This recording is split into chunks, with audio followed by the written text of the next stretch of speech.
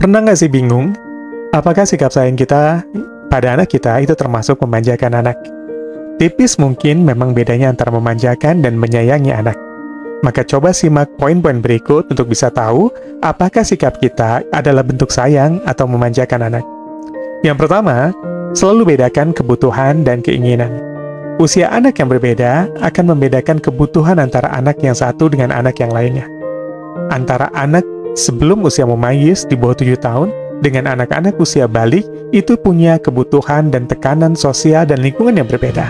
Karenanya, tidak semua anak dalam semua usia pantas untuk memegang atau memiliki gadget sendiri.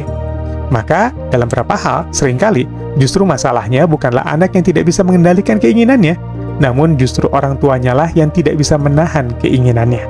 Maka memanjakan anak adalah memberi semua keinginan anak tanpa melihat kebutuhan anak itu sendiri.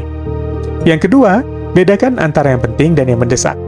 Cinta orang tua memang seringkali membuat orang tua mementingkan anak di atas kepentingan pribadi orang tua itu sendiri.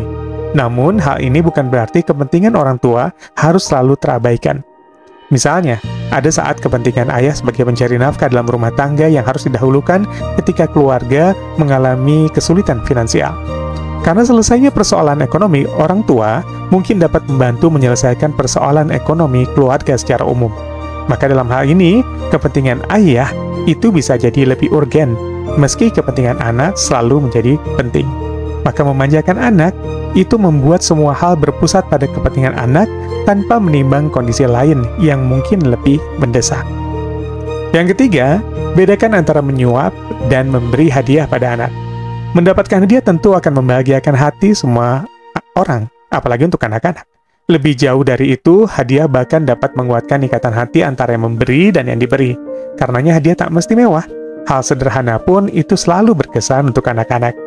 Hadiah juga dapat digunakan agar anak-anak melakukan sesuatu yang belum pernah atau terbiasa mereka lakukan. Namun hadiah akan menjadi suap bagi anak-anak manakala dilakukan untuk aktivitas yang sudah seharusnya memang ia lakukan. Misalnya, hadiah tepat untuk anak yang sedang belajar merapikan tempat tidur.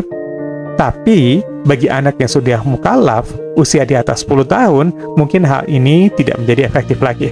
Maka memanjakan adalah menyuap anak agar melakukan hal-hal yang sudah seharusnya memang bisa mereka lakukan.